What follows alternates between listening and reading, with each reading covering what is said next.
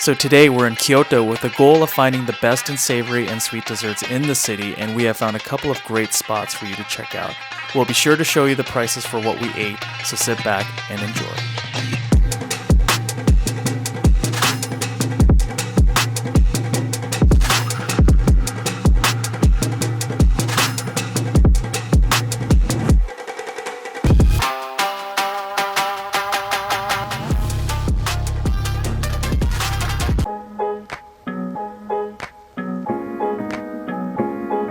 So we've just arrived here in Kyoto and we arrived at our hotel room, which is actually a traditional Machiya. Let me give you a quick tour. Walking in, we have the living space with a nice outdoor bath. It was definitely a nice hot soak. Moving on, we have a bathroom adjacent to the outdoor bath. There is also a tea room, which we had a guided tea ceremony in.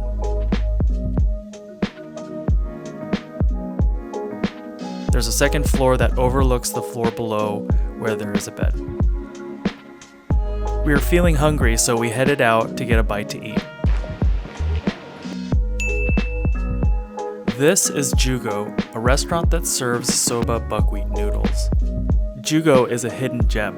It's not all that well known, but is on the Michelin Guide and more recently featured on Somebody Feed Phil on Netflix. There are literally only 4 items on the menu: soba, soba gaki, beer, and sake. We started with the soba gaki. At first glance, it really doesn't look like much, but after having a taste, simply put, it's amazing. If I had to describe it, it's like warm, hot oatmeal or mochi.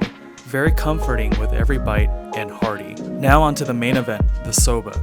This is the greatest plate of soba that you will ever eat. Again, it doesn't look like much, but the flavors are all there. It's hand cut so that the noodles feel a little more thicker than, say, traditional or machine cut soba. And it gives an almost home-cooked meal flavor and vibe. The chef who grows the buckwheat at his farm hand makes these noodles. It's cooked to perfection with a unique chewy texture. There is a distinct nuttiness with a slightly earthly flavor profile, and it's mild yet very flavorful. It's really hard to describe, you're just going to have to try it for yourself, but take my word for it when I say it's the most delicious soba you will ever try. It's served with grated daikon radish, buckwheat seeds, and soba dipping sauce. At the start of the meal, the chef gives you 3 ways to enjoy your soba. Try it plain by itself, use half and half to mix into your soba dipping sauce, and adding the Kyushu soy sauce directly onto the plate of noodles. The grand total for the 2 soba gakis, the 2 sobas, and a beer comes out to 14,500 yen,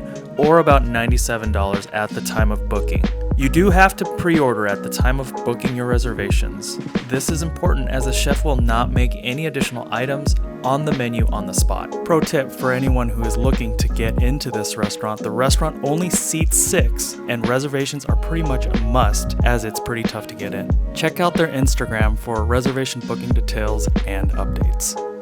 So we've just finished with our soba, and that was the best soba, next level, that I've ever had in my life. I don't know if I'll ever have soba like that ever again. That was just so amazing, so delicious. I've had a lot of soba in my life, and we had a lot of soba while we were here. It doesn't come even close to what we just had. That was such a treat.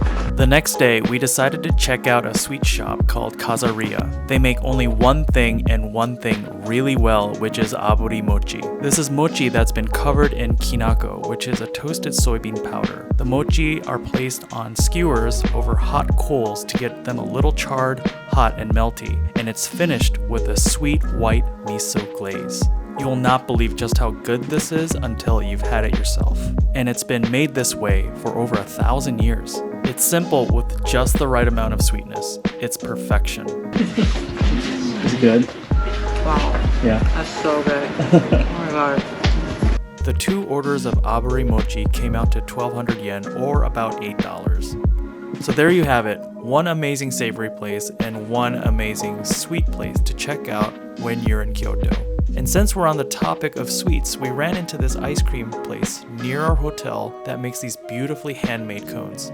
It's too pretty to eat. The shop itself is also beautifully decorated, and it also sells plants.